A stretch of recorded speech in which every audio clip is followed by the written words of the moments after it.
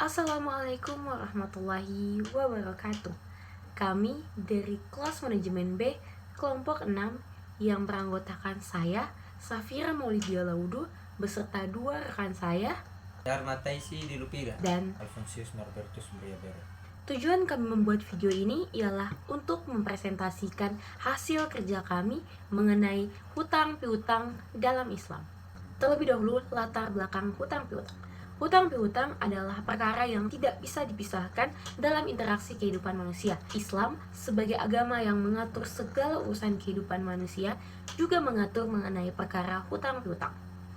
Konsep hutang piutang yang ada pada Islam pada dasarnya adalah untuk memberikan kemudahan bagi orang-orang yang sedang kesusahan. Syariat Islam memerintahkan umatnya agar saling tolong-menolong dalam segala hal.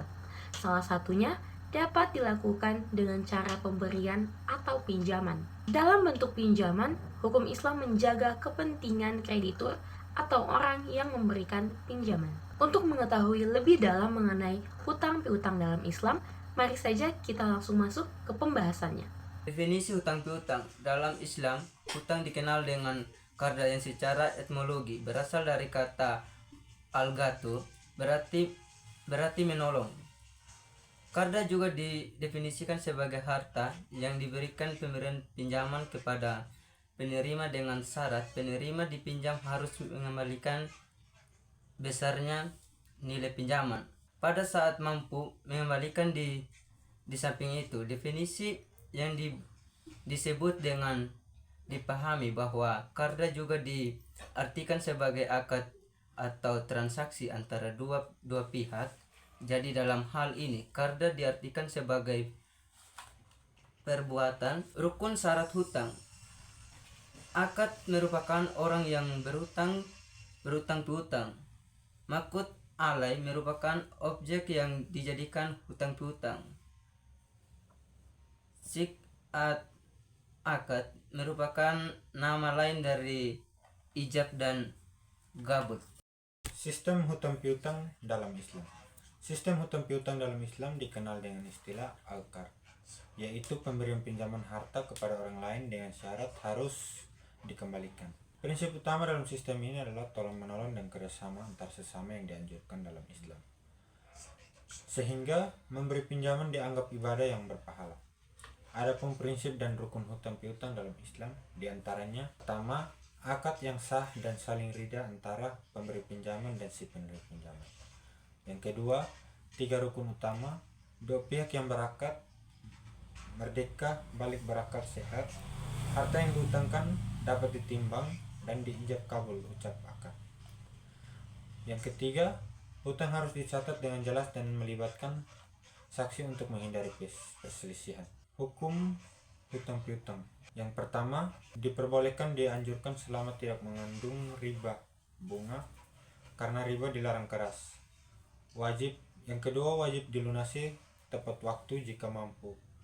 Menunda pembayaran tanpa alasan yang sah dianggap dosa dan zalim. Yang ketiga, hukum utang yang bisa berbeda sesuai kondisi peminjaman. Misalnya, wajib jika dalam keadaan terdesak, sunan jika dalam keadaan terpaksa, dan haram jika untuk hal yang dilarang syariat. Hikmah sistem hutang piutang. Sistem ini bertujuan menumbuhkan nilai saling mengasihi dan membantu sesama tanpa unsur keuntungan yang memberatkan, sesuai kehendak Allah Subhanahu wa Ta'ala, agar umat Islam saling tolong-menolong dalam kebaikan dan ketakwaan.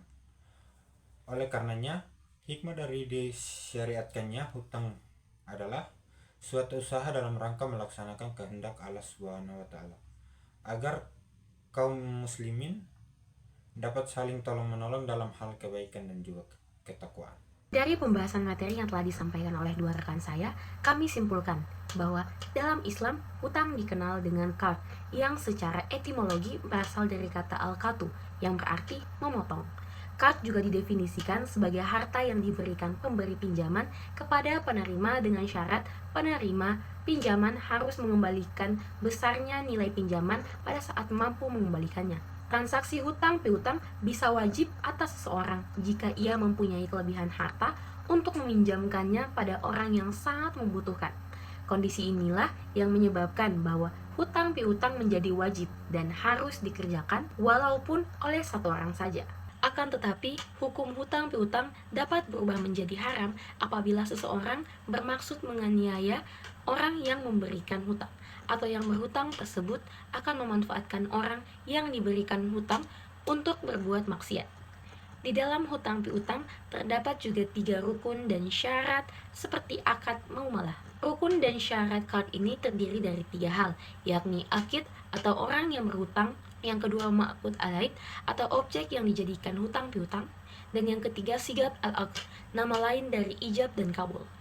Sekian presentasi kami, maaf untuk segala kekurangan, kami pamit undur diri, terima kasih.